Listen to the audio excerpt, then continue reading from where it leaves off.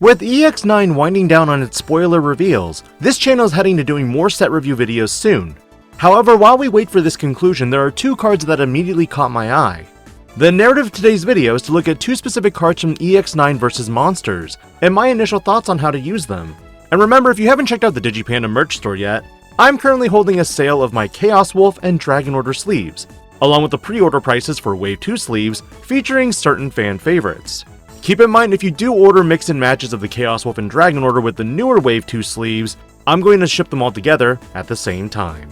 If you enjoy my type of content and want to keep following me on my digital adventure, do consider liking the video, subscribing to the channel, and hitting that notification bell for more future content. Weregarurumon Sagittarius mode and metalgreymon Alterous mode are the two specific Digimon that I want to focus on for today's short discussion video. Because when it came to these tribal decks, these decks have rarely had any means to cheat in a higher level without paying a cost. That's the key phrase I'm looking at today, because generally with both these decks, you had to fulfill a condition to set up specific tamers to keep turn.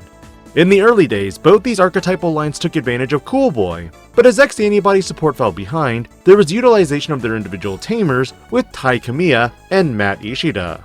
The thing is, with so many Digimon lines getting that sweet free Evo up, paying a reduced cost or setting an option, it was inevitable that these Digimon would get it too. I mean, have you seen wargreymon? Have you seen Raging Serpentine? Virus Imperial? Like I said, inevitable. But what are some of the big ways you can really take advantage of this effect? Both weregarurumon Sagittarius mode and metalgreymon Alterous mode have similar effects.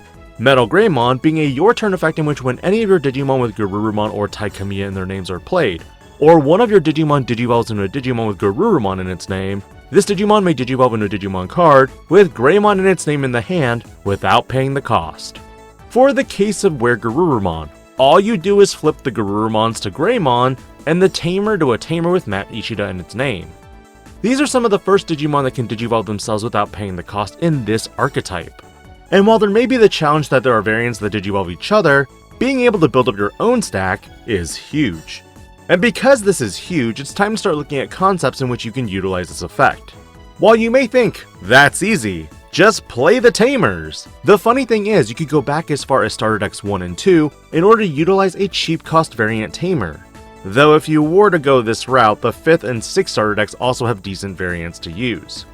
The point is, while playing the tamers themselves or slamming a Digimon down might be one avenue to consider, we have to take advantage of this effect by being as optimal and efficient as possible.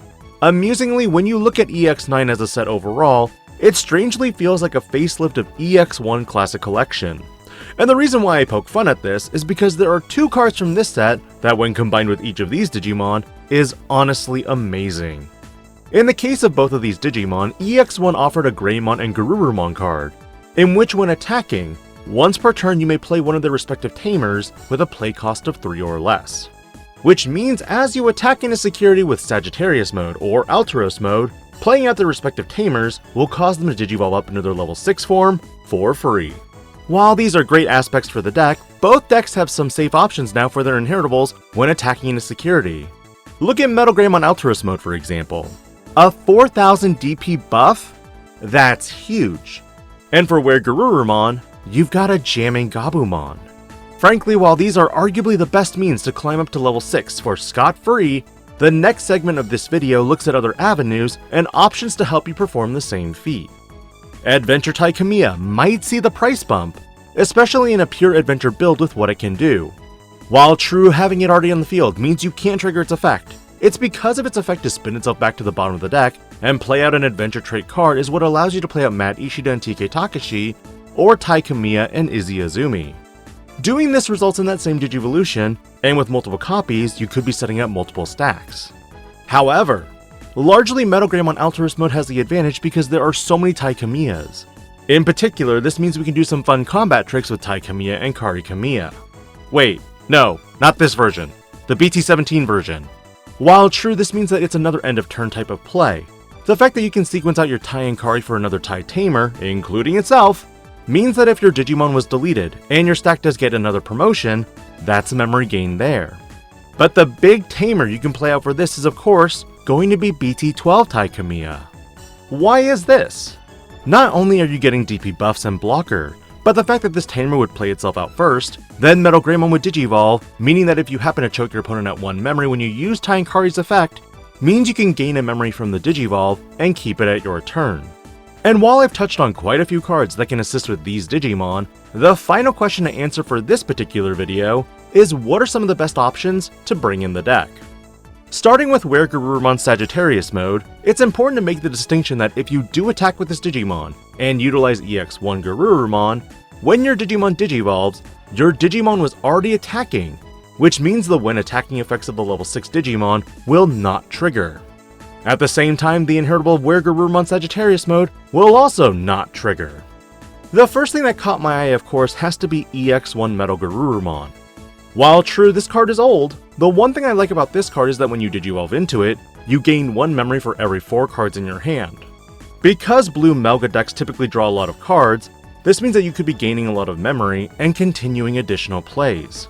Sequentially, metalgarurumon X Antibody from BT9 has some insane value, considering if you do slot the X Antibody underneath weregarurumon Sagittarius mode first and then attack, if you do play out Matt Ishida from an EX9 Garurumon, your Digimon will digivolve into this Digimon for free, unsuspend, and simultaneously bounce the lowest level Digimon. On the second swing, this will allow you to de-digivolve with the effect now, and then potentially close out the game with Omnimon X. Curiously, I feel Ancient Garurumon from BT17 is also a good pick, but the issue here lies in the fact that you're combining Garurumon cards with non-Garurumon cards. But ultimately, this is where outside of these options, the better options of course will be BT17 metalgarurumon, EX4 cresgarurumon, or the newly revealed cresgarurumon Ace, because you know, this card was obviously designed for an Omnimon deck in mind. But on the flip side, Greymon has an insane number of things it could do. Literally. Because the Digimon simply states Greymon, this is where Black wargreymon suddenly has a lot of potential whether you're attacking or utilizing some other strategy to play Tai Kamiya. Which means as a result, because Altruist mode is black and red, you get deletion of Digimon and or Tamers. Absolutely brutal.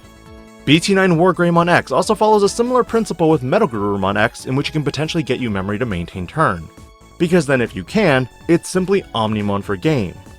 Gaiomon likewise might even be a smidge overtuned for the fact that this is a 17,000 DP Digimon that's checking relatively safely into security twice, and with Reboot and potentially Blocker, even more gross. BT17 Wargreymon could be beneficial to cross-climb into another stack for metalgarurumon for the Omnimon deck play. But largely you can see I skipped BT14 because you won't get that piercing or extra security check on Evo, and BT12 Wargreymon doesn't have any useful abilities, considering raid triggers at the instance of that Digimon attacking. Outside a lot of the Omnimon variant related Wargreymons, the promo Wargreymon also has great utility considering the metalgreymon Altruist mode is also an adventure trait card. But honestly, after looking over a lot of the level 6 Greymons, Gaiomon and Black Wargreymon cards kind of scare me.